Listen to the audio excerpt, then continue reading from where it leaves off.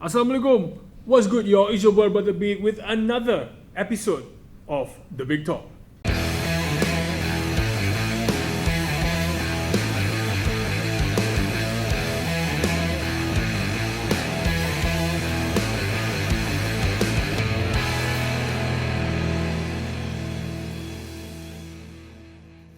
Okay guys, macam biasa, it's another episode. Kita suka borak-borak, kita nak chat-chat, and this episode kita nak chat pasal Band Malaysia ataupun performer Band Malaysia. Layak tak layak untuk diorang main di luar Malaysia?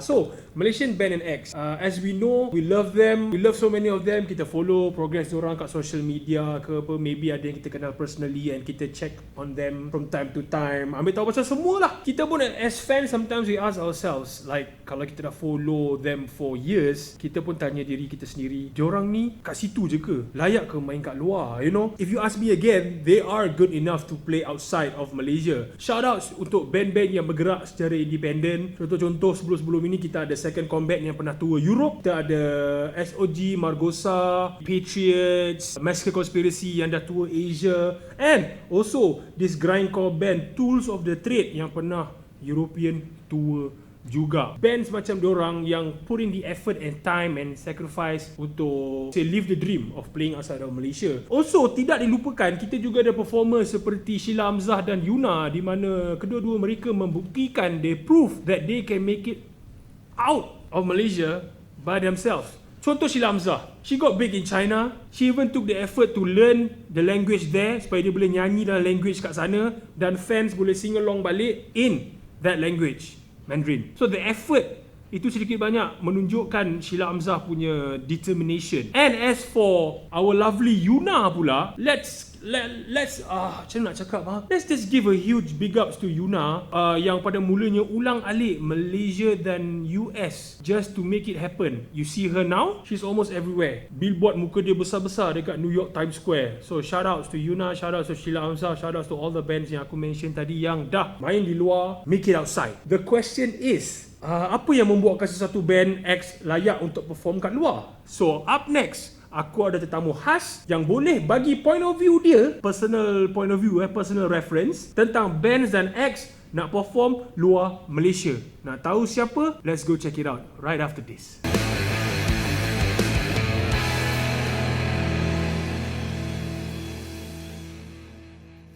And guys, it's your boy Brother Big and I'm back with the special guest I mentioned earlier. So please show your love and a round of applause.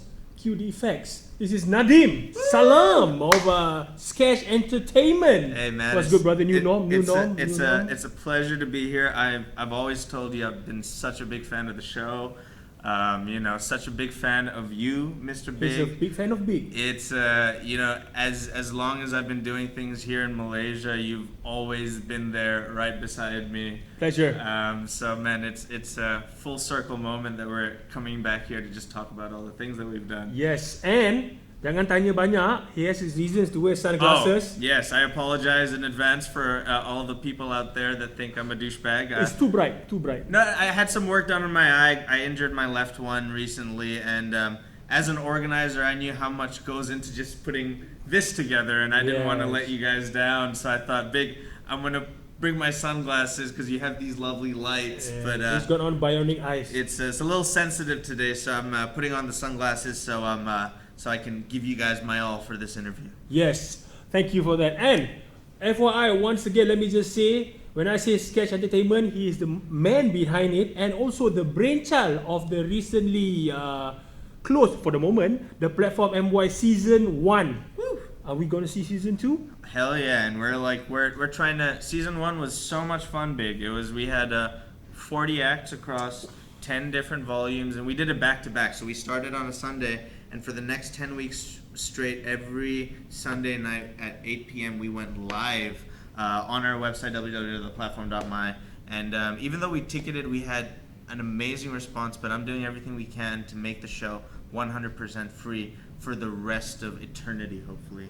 The platform live, it has we created the brand to keep it super simple and clean so we can kind of take it across the world. And but always have it represent the local scene and be 100% about the local music industry. Nothing about sacrificing your Sunday to have fun on the stage. Mm-hmm. So, speaking of which, Skesh Entertainment. Yes, sir. What's new with the company, bro? So it's, I guess, right now, we're in the realm of the COVID-19 situation. So, unfortunately, but we've, alhamdulillah, we've had such a good few years, and especially even this year. We last saw each other in Singapore on the As I Lay Dying January. tour. Yeah, in January. That's like 2 months away from lockdown, bro. I know. And that wasn't even our last tour. Like, we had shows right up till lockdown, and even in February we had shows in Wuhan and stuff like that. That's a huge risk. It was we were pushing it, but we were definitely the last people on the block that were doing concerts here in Asia. And so we managed to kind of come off strong into this whole lockdown period where we're not having to, rely too much on income to at least see ourselves through, because hopefully whenever things do get back to normal, we'll be in a very strong position to start making back, recovering all our losses. But it's about putting together COVID-proof projects. Oh, yes. That's the most important, guys. COVID-proof projects. SOP compliant. SOP compliant, COVID-proof projects that can not just last within COVID, but can also continue to survive and even better, let's say, outside of the COVID. Yeah, realm. because we can adapt to life after COVID. For sure. But during COVID, it's difficult the other way yes, around. Yes. And like the platform was our, we wanted to show that we could handle adversity.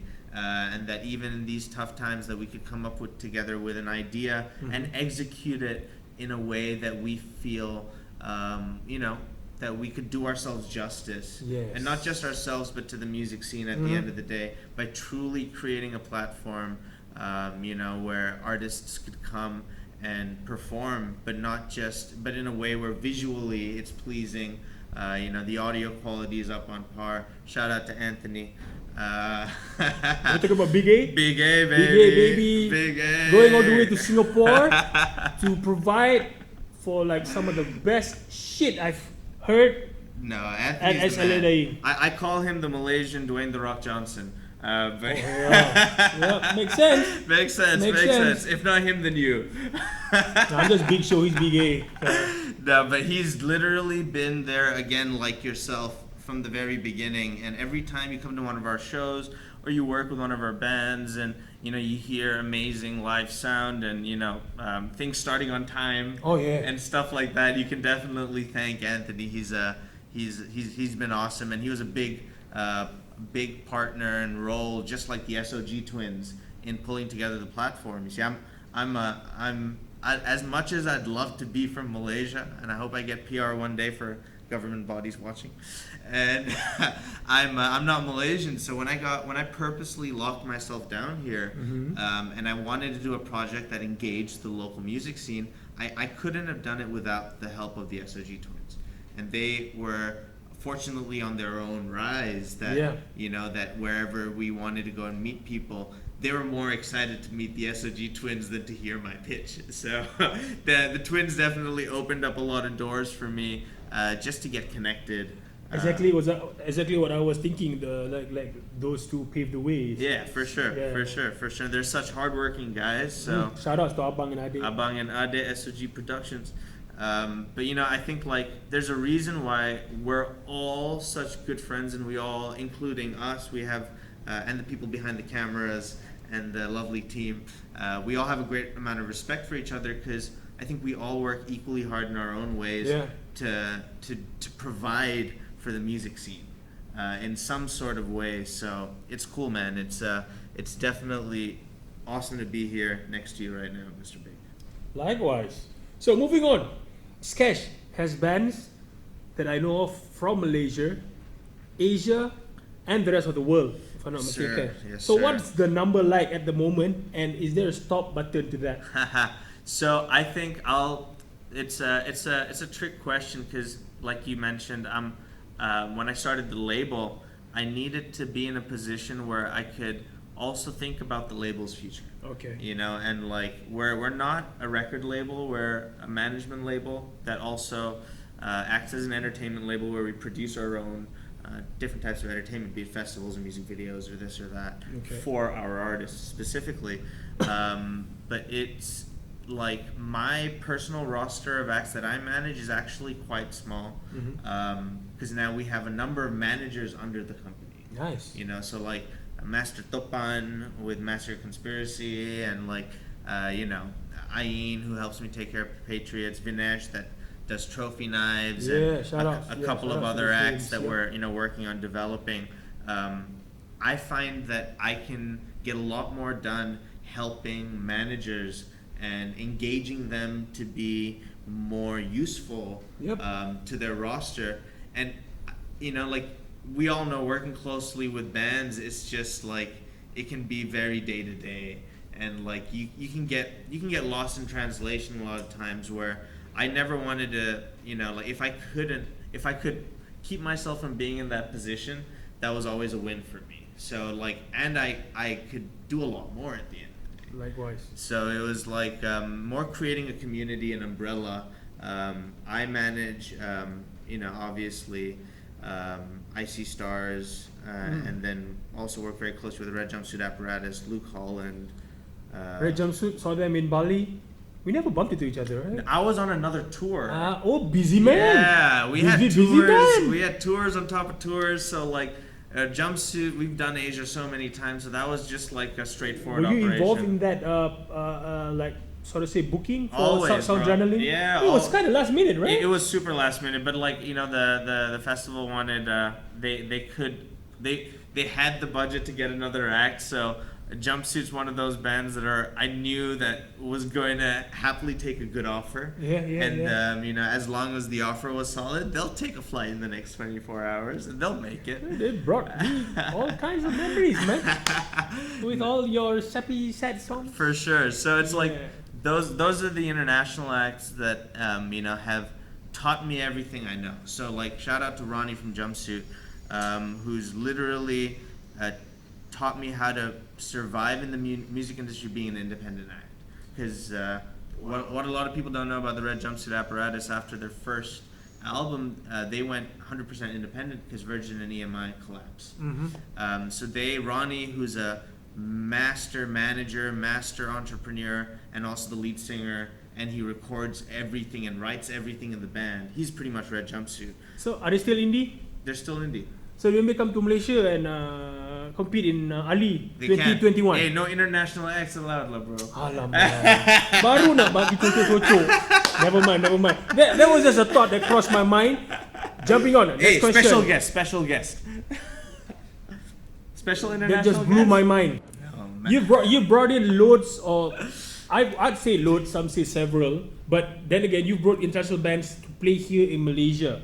Yes. All right. Apart from you taking care of local bands, Sir. what drove you to do that in the first place? Because I've known you since the beginning. We've met. You're into local bands. Yes. What drove you into like, international bands? So I'll be very honest with you, Mr. Big. So like the first big show, Mr. Big. The first big show that we did was Pierce the Veil, Sing with Sirens. You were there. Was it the same year as Bunk Not Dead? Same year. It was like 2 months before Bunk Not Dead, 3 months before Bunk Not Dead. February 17th, 2013.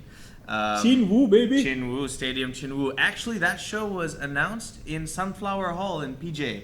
I remember that place. That place is too cold to play. No, it's like a 500 cap room, and we sold it out within minutes.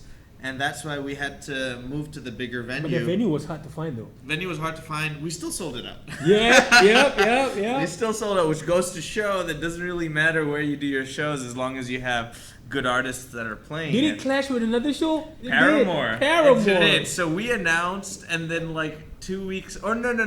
Next to each other, right? No. So I booked the show. That a lot of people don't know. Like, it's not that you book the show and the next day you announce it. You book the show, you pay the deposit, and then you work on your artwork, and then you align it up with the artist, and then you have an announcement plan. Yep. So in the midst of booking the show, paying for the artist, Livescape goes ahead and announced Paramore on the same day.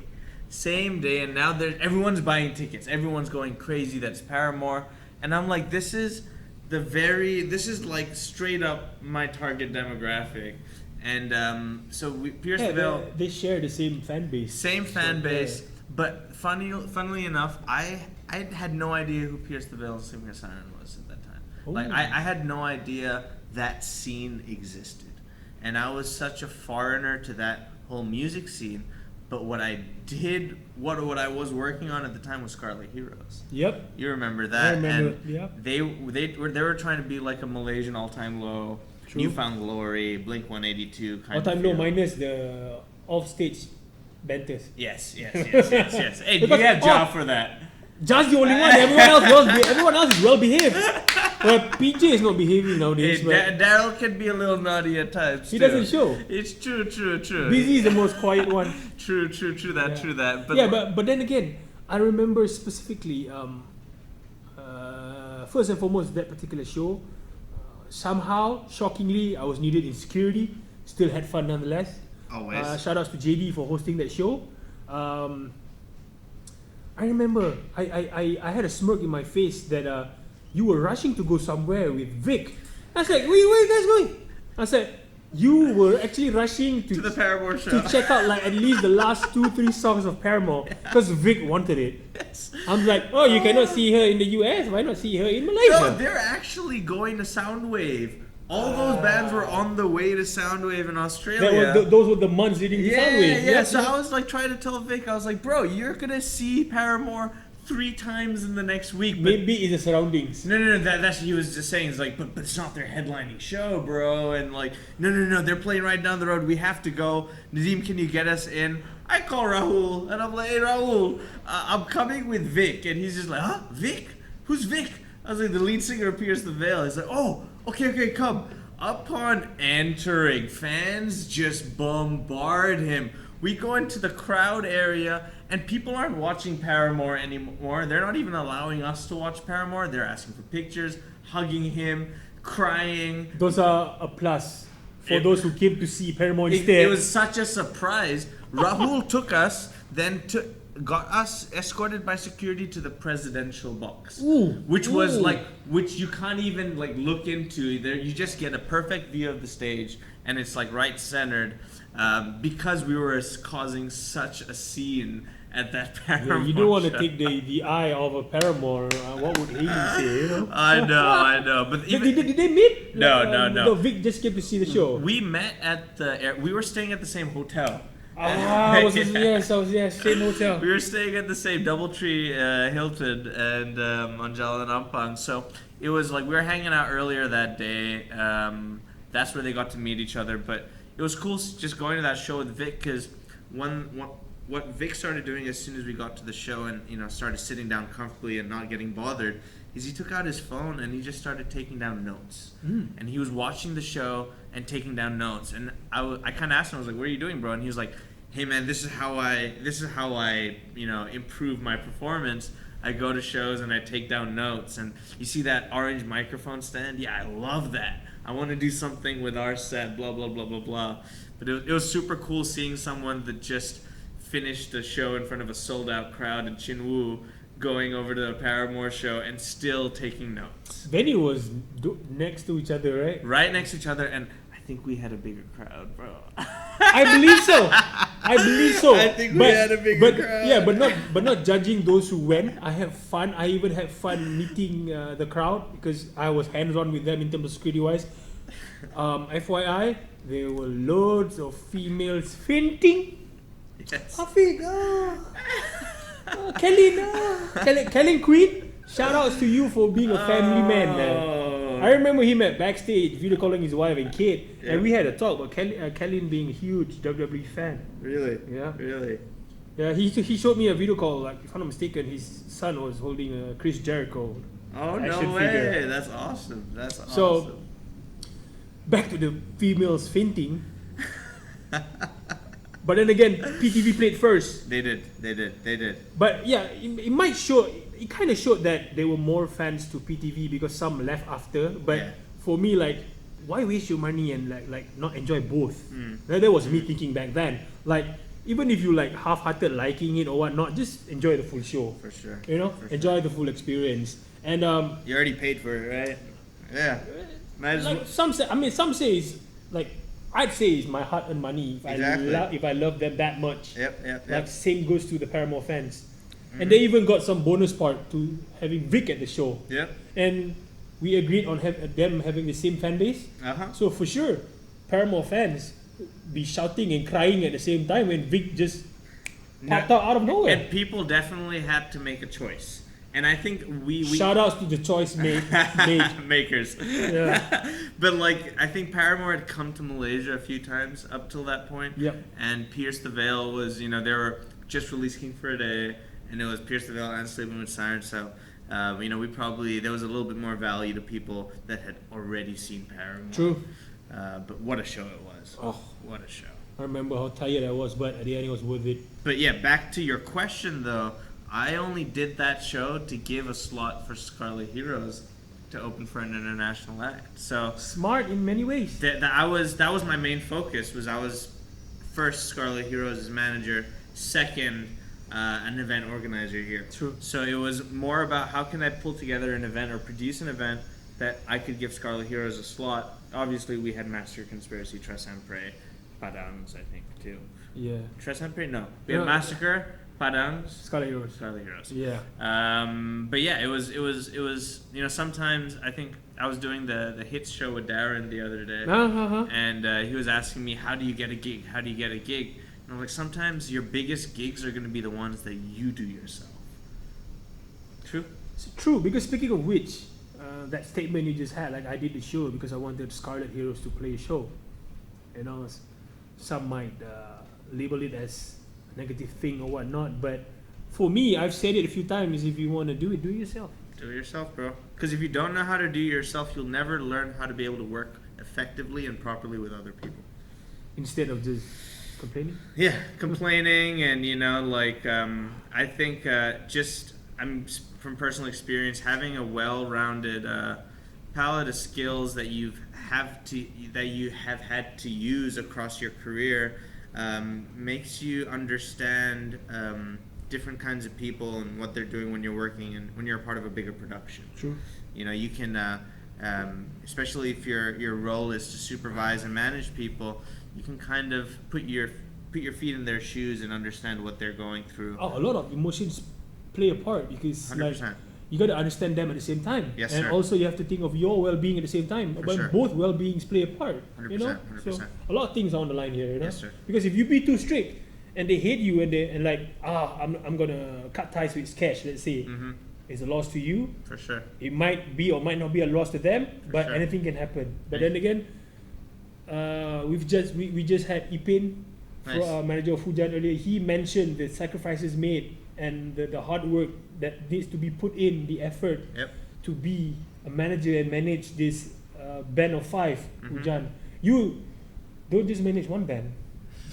He started with Scarlet, but Sure. he has expanded and Started with Jumpsuit. Jumpsuit. There you go. Started with Jumpsuit. Something new that I never knew. Yeah. So, but then again, you've got a lot of feelings to take care of. 100%. Damn, the welfares you need to take care of. Human beings. Yeah, because you've got Asians acting a certain way, you've got Europeans acting a certain way, and you've got Americans might act another way. You never, because we're all different. For sure. We're For all sure. different. 100%. 100%. You have to identify how we all are uniquely in our own ways. And your hard job is to identify that. Yeah. Woo-wee! Whoa. I had to find a way to get good at it over the years. maybe with us Malaysians, you take us to makan first. Ken, roti canai, bang, ais kosong. Give us teh tarik, and then we get them hooked. So while we laugh at it, Actually, my approach with Malaysian acts is, hey, free first. The first time, don't pay me. Indonesia say gratis. It's funny but true. All right. While we're speaking of bands, international and local, obviously, like I know, we have our own sets of heroes here in Malaysia. Yes, sir. Be it bands or acts. Yes, right? sir. Have we seen some of them put in the effort to play outside? Like some of them have done it by themselves. Like you yourself, how do you do your part in giving these bands the chance they deserve? What role do you play? Man, so, we were just talking about Scarlet Heroes and why I do international shows in general is to give slots for local acts. So, I started from the from the local scene where the only reason why this is now our main business is because we needed access to slots for our local acts. So like when we talk about what's required for local acts to play outside, I always think about the days where I was a young manager trying to break Scarlet Heroes out of Malaysia, and fortunately I had the leverage of also working with the Red Jumpsuit apparatus that whenever things came through that opportunity door, I was able to tie Scarlet Heroes into it and have them share opportunities, which wouldn't affect Jumpsuit, but would only positively affect Scarlet Heroes. True. But I also remember a lot of the obstacles that Scarlet Heroes had before those opportunities with Jumpsuit came in. So if there was a festival in Thailand and I just wanted Scarlet Heroes to be a part of it, it was just we could never do it. I could never effectively make it happen until I started my own festivals across the region and started giving them slots. But eventually I figured out what was the problem, and even being a Malaysian promoter, and if you do shows out here, to bring in Singaporean bands into the country legally, it costs just as much permit-wise to do visas for a 5-piece Singaporean band than it would to be for a 5-piece American band. So and we all know that these puspal stuff and visas and permits are extremely expensive. And it does make it difficult, for us to do shows here. And a lot of times we will do tours that won't have Malaysia stops because it's just not economically possible. Sad but true, yeah. To make you don't have these restrictions in Singapore.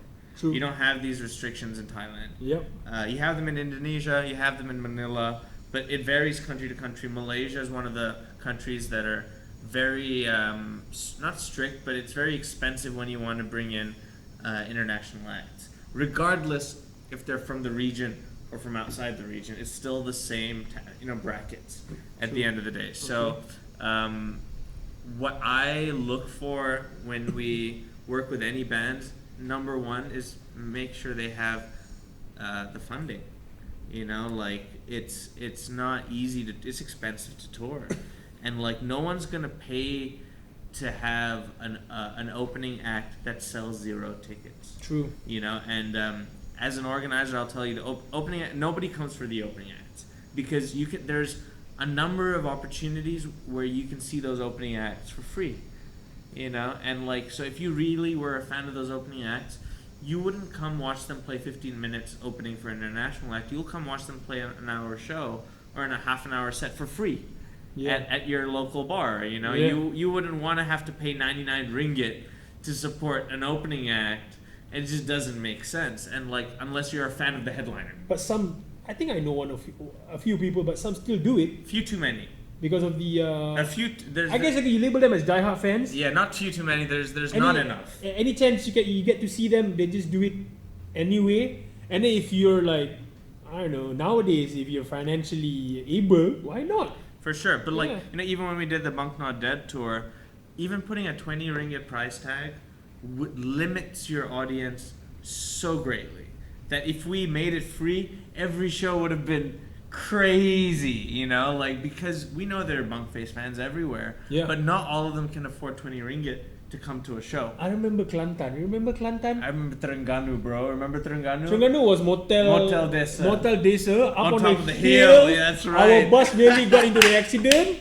But Kelantan, I remember specifically. Kelantan Rebana was a hotel. Hotel Rebana. Yeah, but it was two shop lots. It was a shop lot hotel. One was a hotel. One was an event hall. Next door was a hall. But the Unity and the tickets sold out, and Scarlett sold a lot of albums too. Yes. Remember how because Kelantan barely had shows. For sure. So I respected the Kelantanis for showing love, man. Shout out to Kelantan. But even that tour, you remember, and because you even highlighted, we have it on video. You saying that you were so stoked to see Scarlett pushing their albums to each and every single fan. Because I like that. That's the only way to do it. Because from the days I went to gig from MACP Hall Sorry, MACP pula, MCPA.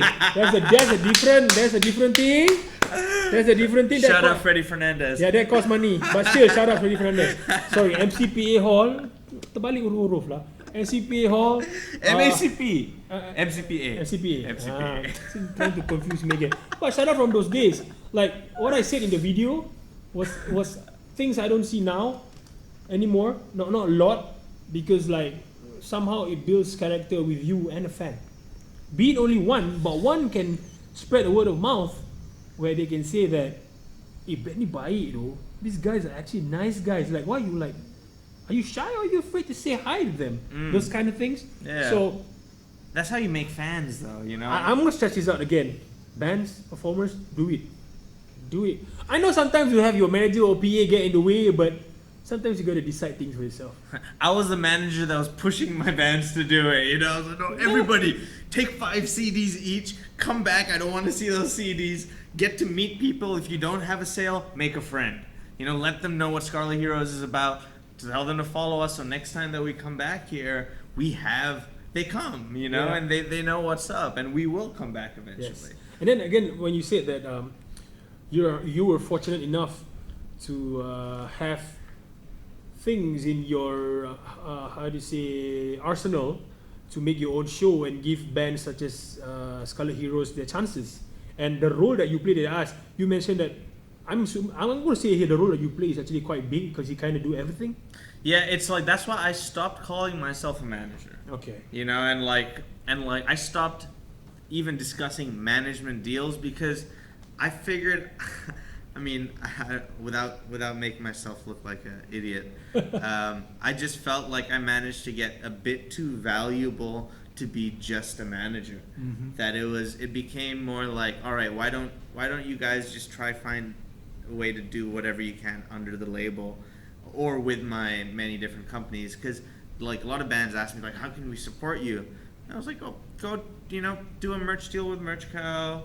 Buy some Raucous shit. Shout out, Raucous. Buy some Atticus or whatever. Come to my shows. I have so many things going on that there are a number of ways to get involved with the community, because everything I do is somewhat related back, to the music scene, and it's just like back to your question, beyond talent, beyond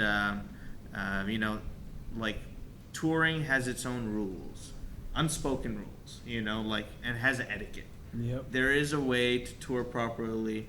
And when we put local artists with international artists, you're putting them in very close proximity, sometimes with their heroes, and it's very important how you are on the road behavior-wise. And I think like every time I try to get I work with a new band, and they're like, so what should we watch out for?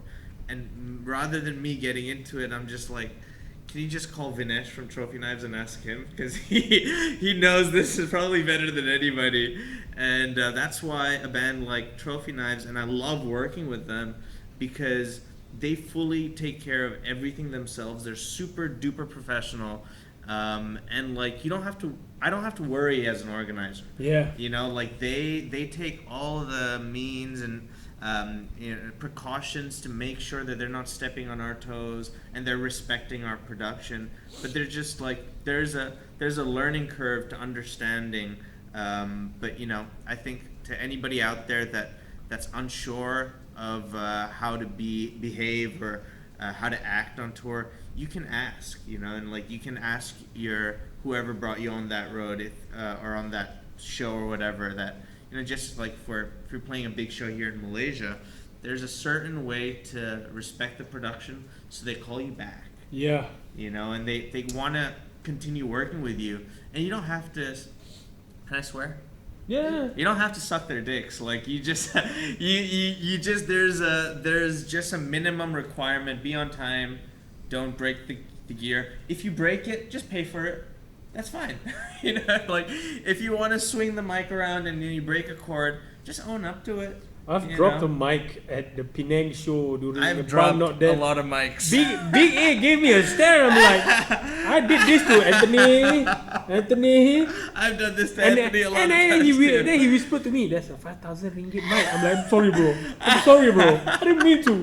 It just slipped out of my hands, but I got scared, bro. No, but it's like, but even just saying sorry, like I know a lot of bands that will like accidentally do something but they'll feel so entitled. Then the production side will get angry because it's 5,000 ringgit. It's no joke, But they won't know how to react to that, and it'll cause a situation. And it always I try to reduce those kind of things that happen on the road, because like there's no place for drama or stress when we're on the road. Arriving late into venues, keeping people like you waiting. It's just the tour life. Tour life, or something that we as Malaysian or as people in music in general does it. All right, Nadeem, you pretty much said a lot about like what it takes, and number one. I've said too much. Yeah, you just yes. Number one pretty much being that you gotta have fundings. Financially gotta be stable. And to me, everything comes along like automatically. For sure. Because you definitely like, you got the funds, you set up the tours, and the mindset's important too. yeah, the mindset just like, it's like if you don't know how to handle yourself professionally at a big concert locally, going on tour, you're just gonna commit suicide. And then I mean, like, sorry to interrupt, but tours doesn't necessarily means big shows, but it's the hassle of doing back-to-back shows. So I didn't say big tours. I just said tours in general. Yeah, but you mentioned big shows, but then tours. I'll highlight him again. It's not big tours. Any tour. How would you want to go to big tours, but if you can endure normal tours? Exactly, and you don't even think about normal tours if you can't even handle a high-strung professional show. It's a harsh times, reality. Yeah. If call times is a problem for you, don't go on tour. It's because it's all about going on tour, especially with a bigger act. Yeah. It's all about not stepping on their toes. Yep. But using their spotlight to get yourself a whole new fan base that you didn't have prior to that tour. But mindset's very important, because, like I said, it's like you have to prepare for a journey, because if you don't prepare, once you go on that journey, you'll face so many problems and obstacles that you didn't expect, and it's gonna tear you apart. Oof. So it's like I hate it when I see bands go on the road unprepared, and it ends up destroying them. And, like, it's really easy to have problems internally with your bandmates, and like going on tour, you're gonna test out your strengths and your abilities of just handling one another. Like the bands I've seen, like I've hosted shows, like if I see bands from outside of Malaysia, like the exhaustion is like indescribable. They're just always exhausted. Yeah, and sometimes you question their hygiene. But then again, it's a mindset that they've set on themselves, like, I'll just dry this shirt today and wear it again tomorrow. But then again, nobody cares when they're live. No, never ask your favorite rock star when was the last time he changed his pants. Never. When's the last time you washed your drawers? No. Yeah. But then again, before we move on to the golden finale, yes, I'd like to say, because this show has a lot of shout-outs, but shout-outs to Nadeem. Hey, shout out to Mr. Big. Shout-outs to Nadeem giving Master Conspiracy, SOG, and Margosa for doing an Asia tour with bands they look up to. Those are all this year. Yeah. And Patriots too. Yes, Patriots. Patriots sorry. too. Yeah. Those are all just this year, even with the pandemic. Depends on what you guys want to say out there. These bands put in the effort. Yeah, and like for a lot of, just to wrap up that question, what it takes is also network is important too. I have never, any band that's ever asked me to put them on international shows, and you can call me out there, I've never said no to you guys. And it's like, I can't, I'm a person that's very hard to say no. If he says yes, you gotta put in the effort. Yeah, don't let him down. Exactly. So I'm always ready to help out. I'm scared for bands who want to approach him. I'm ready to help out, but it's just like, there's a certain level of commitment that you need to have with yourself and with your own bands, so that you're not torn apart, like we mentioned earlier. Once you come into the scene. When you mention they have what it takes, in your opinion, a strong opinion, do our bands and acts have what it takes to be able to play outside? And lastly, any advice for them? So to answer your first question, 1,000,000 times yes. I'm like a lot of people keep letting me know that, hey, Nadeem, you're doing a lot of cool stuff, but a lot of people, give you shit for it out here in Malaysia. Malaysians, you have no idea how much Singaporeans hate me, how much Vietnamese, Filipinos, and people around the region hate me because of how much I put Malaysian bands before any other bands in the region. And that's only because I know more Malaysian bands than I do anyone else, anywhere else. And I'm constantly trying to help bands around the region, but I was recently told that I have the record of bringing more Malaysian musicians outside of the country than anyone in history. It's like 50 plus and counting. Ooh. I'm trying to bring that number to 100, hopefully as soon as the borders start opening up. So anyone that's just wanting to go out and that has watched this interview and seen and heard about what it takes to be on the road, if you think you've got it, reach out to me. I'm a very approachable person. You can get in touch with Mr. Big. Before I get too damn old, I might make a new band and go on tour with Skesh. I'll dedicate time. Like that's how everything is in the community. It's just we want to be able to push our friends and people that we love seeing around, do whatever that makes them happy. Yeah. So I really hope that you start a band, Mr. Big, so I can go out there and book you guys shows. I did have one, but and shoot your music videos. I did have one, but you weren't around back then. I know. I see the videos and I get goosebumps, Mr. Big. Did he just do that? Oh, he just did that. He did. Aduh. I want to see it one more time. I want to see it live. People have said this to me though. I'm a teddy bear off stage. I'm possessed on stage. I believe it. I 100% believe it. Teddy bear and possessed, do they even go together? I want to put you on a tour, on Slayer's comeback tour, because it's not their last ever tour. Because I missed out in Manila. That sucks. But yeah, man, no, it's I think Malaysian bands are amazing. I think we just had Anugerah Lagu Indie last week.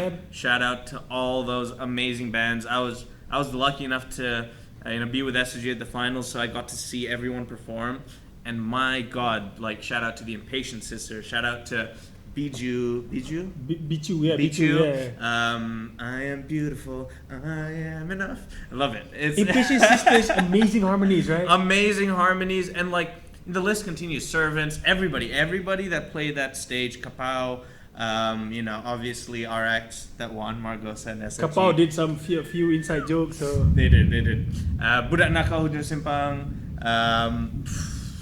amazing. I love those guys. Hasha, my mom Roslan loves and you Heidi guys. Moru.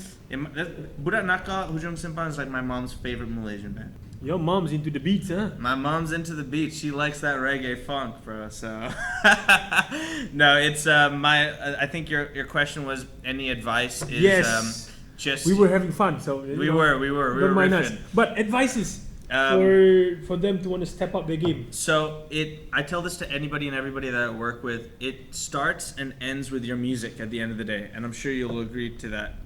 Yep. If you're only gonna go just as far as however good your music is.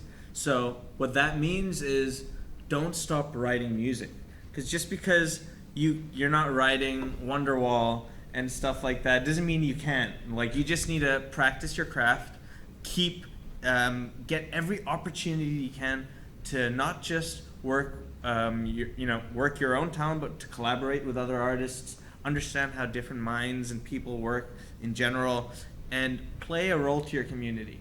So if it means coming here and helping out the big show, if it means supporting people that are working effortlessly to keep this scene alive, but be involved and get involved with the music scene, because I think, or I say, pulling a Vinesh. Again, shout out to Vinesh from Trophy Nice. Trophy Nice, baby. Trophy Nice. But just get involved with the scene, and eventually the scene will give back to you. You need to invest time. It goes full circle, yeah. Yeah, you need to invest time. If you can, invest money, and eventually, like it has for me, the scene's now invest means effort. Effort, money, whatever. It's whatever you can.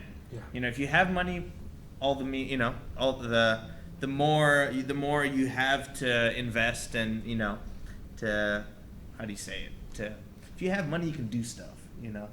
There's less limitations. Straight to the point. Yeah. Yeah. That's straight facts. Yeah, it is. Straight facts. So it's like pick up a business book. Find out how business works in general. There's a lot more to the music business, to the business side than there is to the music, unfortunately. What is this deja vu from another episode? Is it? That kind of strongly mentions the business in music. Music and business? Yeah. But yeah, music, business. So figure out the business to help you understand how the music business works. So, man, thank you guys so much for having me.